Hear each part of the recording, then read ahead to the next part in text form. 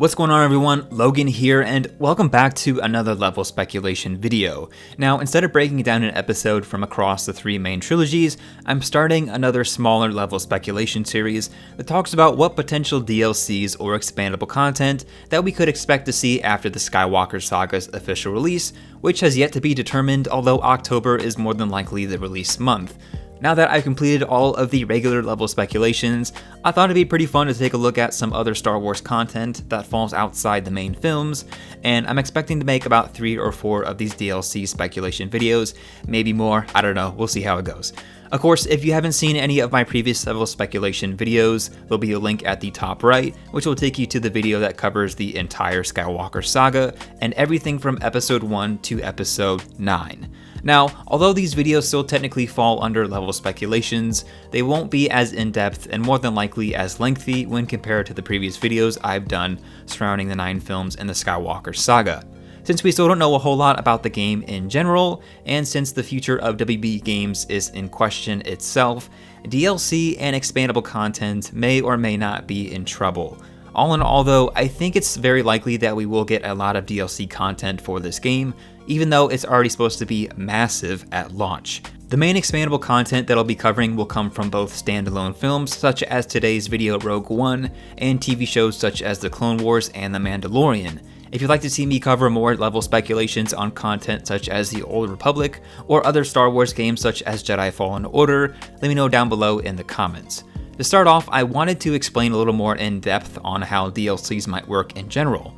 Since the regular episodes for the Skywalker Saga will contain 5 levels each, it's very likely that DLC content might contain 5 levels as well, but might only contain 3 to 4 since we'll be getting new planets, characters, vehicles, so on and so forth.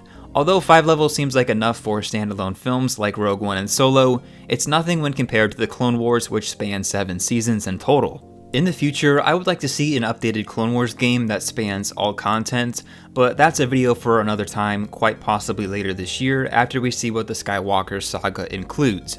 In terms of planets, we could get a few more such as SCARIF and Kessel, but who's to say how expansive those will be and if they'll be explorable outside the main story. Either way, there's still a lot that could be done with additional content for the game later this year and into 2021. Now, before we get into Rogue One, I wanted to state that all comments and opinions reflected in this video come solely from myself. This video is pure speculation and does not reflect any thoughts or comments previously expressed by the game's developers, TT Games. The following level layouts will more than likely not directly reflect what we will see in the actual game, but I make these videos regarding what we could see once the game is released. I should note that each of these levels will probably be shorter in length than what we'll get with the normal Skywalker Saga levels, but nonetheless, I'm going to talk about what I think should be included in each of these potential DLC options. Now, with all of that information out of the way, let's begin with Chapter 1, titled Empire over Jedha. In order to begin the story, you'd first have to travel to Yavin 4, as that's where numerous scenes from Rogue One take place. After starting Chapter 1, once again titled Empire over Jedha, a flashback cutscene of Jyn Erso and her parents on Lamu occurs after Director Krennic and Death Troopers have tracked them there. Flash forward to present day, where Cassian Andor rescues Jyn from an Imperial prison transport, and I have to say that I really enjoyed seeing the modified clone turbo tank make an appearance here. Cassian delivers Jyn to Yavin 4 as the rebels plead for her assistance in finding her father, Galen Erso, who has been hard at work designing the Death Star superweapon. She reluctantly agrees to travel to Jedha with Cassian and his former Imperial droid K2SO. The level begins after a group of Saw Gerrera's freedom fighters have attacked an Imperial hover tank, and most of this level is spent traveling throughout the streets of Jedha, fighting Imperial forces. Along the way, we are introduced to Chirrut Imwe, Baze Malbus, and later Bodhi Rook, who eventually aids our mission in helping the Rebel Alliance. One big battle closes this level as we take down numerous hover tanks and an AT-ST until we are taken hostage to Saw Gerrera himself. After barely escaping the Empire's destruction of Jedha, Chapter 2, Stardust, focuses on our journey to Edu as Bodhi takes us to Galen's Imperial production facility. The first part of this level involves a quick stealth mission between Jyn and Cassian as she makes her way down to the facility. This part of the level will be interchangeable, meaning you can switch between Cassian on the clifftop, using a sniper to take out stormtroopers, or as Jyn on the ground for 2 different playing experiences. I don't know, maybe this is too graphic or a little bit too far-fetched for a LEGO game, but I want to see TT Games take a few risks in this game and give us a few different things that we really haven't seen in previous LEGO games. Cassian decides to save Galen's life during a cutscene, but only for a moment until the rebels make their attack run, bombing the area and ultimately completing the mission. Director Krennic manages to escape as Jyn and Cassian are trapped on the platform until fleeing on an Imperial Zeta-class shuttle, which sure comes in handy later on. Now, the next 2 levels are focused solely on the beach planet of SCARIF, which probably explains why we didn't see Vader there due to all the sand, you know, and basically the fact that Tarkin decides to blow it up later anyway. Now, it wouldn't be a true Star Wars film if our heroes weren't disguised as the enemy, so in Chapter 3, Imperial Infiltration, Jyn, Cassian, and K2SO infiltrate the Imperial communications base on SCARIF. Once making their way to the databank and control center, we switch between Jyn and Cassian as we secure the Death Star plans, while K2 makes the ultimate sacrifice to protect us. Chapter 4, The Battle of SCARIF, is, without a doubt, the one level from Rogue One to be included in this potential DLC.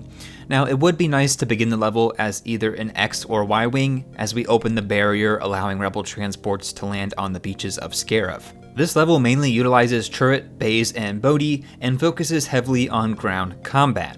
Part of the objectives for this level would be to destroy an AT-ACT, and finally to allow communications to reach the rebels as Chirrut and Baze make the ultimate sacrifice. This level ends as Jyn uploads the Death Star plant to the rebel transport, or as we know it, the Tantive 4, and the rest of the level is history. And if you wanted to end the level on some dark humor, Jyn is basically able to finally live up to the nickname Stardust. One level that I would really like to see included in Rogue One would be Chapter 5, Death Star Plans, as we get to relive that awesome Vader introduction, wiping out an entire hallway of rebel troopers. This chapter would of course be rather short, and could potentially just be a bonus mission, but either way, this whole scene is a must-have for me, and is a great way to end Rogue One, because it ultimately ties into A New Hope. Rogue One ends as we're met with the traditional completion screen that displays your personal stats for the game, in addition to all the new characters and vehicles that have been unlocked throughout.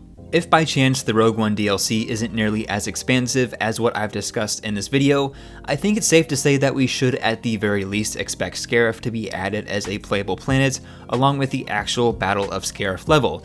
Another small bonus level that could be included would also be the Death Star Plans level, because it would only help to link the gap between the events of Rogue One and the opening to Episode 4, A New Hope, and honestly, why wouldn't you want to play as Vader every chance you get? Nonetheless, I think Rogue One has the best potential of already being included in the base game or as a DLC later on, because it's a story that really does explain the events right before the Battle of Yavin, which was a critical point for both the Empire and Rebel Alliance.